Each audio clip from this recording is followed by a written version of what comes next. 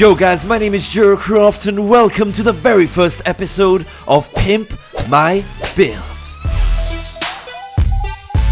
Now this first project was handed in by Kamadar, and I hope I said that correctly. Now he's done a great job sending us this castle he built back in 2012. This castle features everything from a dock, a fancy looking gatehouse, tall towers and several walkways and passages. Now I think this castle has the perfect template to kickstart our Pimp My Build transformation series, and we're going to start things off with the transformation of the dock. Remember guys, this was built back in 2012, so it can definitely use an update. Now I'm not just gonna upgrade the dock, I'm also gonna expand on its size. Why just have one pier when you can have many and actually build a shipyard? I'm gonna be adding a lot of decoration and added features, including cranes, crafting tables, and even bridges built out of just trapdoors. And while we're at it, let's also upgrade those outer walls, adding some more detail and color using some spruce wood. If you guys want your build featured in my video, don't forget you can send them in at jeracraftminecraft@hotmail.com. Now what's a shipyard without any boats? So let's add in these trade ships that I showed you guys how to build on my building tutorial playlist. So as you can see, we have already made a decent upgrade to this castle, keeping to the same style, shape and ideas that Kamadar provided us. Next up we have a single tower which now stands right beside the shipyard. So what a better place to actually build a medieval fantasy style lighthouse. Now this is not going to be your ordinary lighthouse. In order to signal those ships into our city, we're gonna build a giant firepot. We're also gonna upgrade that bridge. I think it's a great feature to add and join up those city walls. And there you guys have a before and after so that you can see the progress we're making. Ah, such a nice day for fishing, huh? Right guys, now this is just great. Right behind the shipyard, we have just enough empty space to fit in a local market. The trade ships come in with the outside goods and trade with the local villagers within the city. Now markets are usually quite cramped and busy, so I'm going to make sure there's a lot going on. Market stalls, banners, fountains, all the works. I'm also going to make sure the buildings blend into the mountain, and to finish it all off, I'll definitely add in some trees and grass in the background.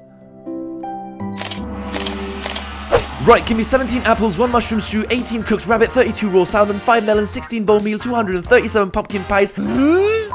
Alright, all this building has definitely built up an appetite, but I tell you what, we still have a lot of work to do, and this is by far my favorite part of the transformation up till now. All the hard work and effort starts to show with over 5 hours time-lapsed into this section of the transformation.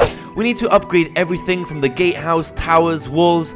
We're not just transforming this castle, we're building a functional city. We already have a shipyard, market and a lighthouse, but I plan on setting up an entire village with everything from farms, houses and even the king's mighty stronghold.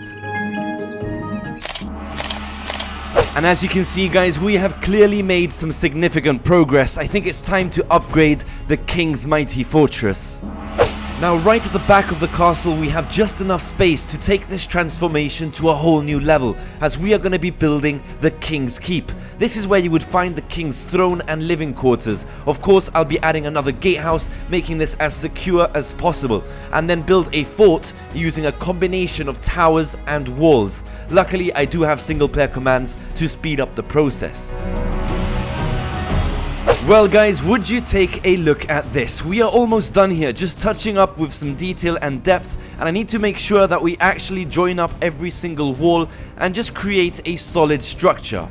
Now obviously we need to repeat this process all the way around the castle, building a series of balconies and walkways. To be honest with you guys, I never expected to get this carried away, but heck, I'm totally pleased with the direction this is heading.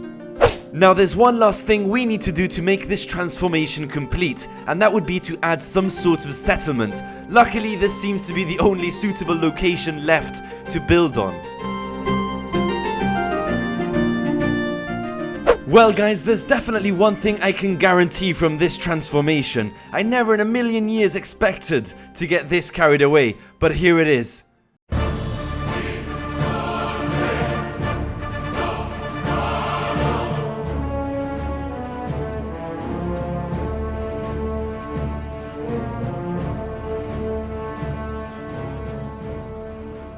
Well guys, if you think that Kamedar has been officially pimped, leave a comment below, and I will see you guys in the next one. This is Jeracraft, over and out.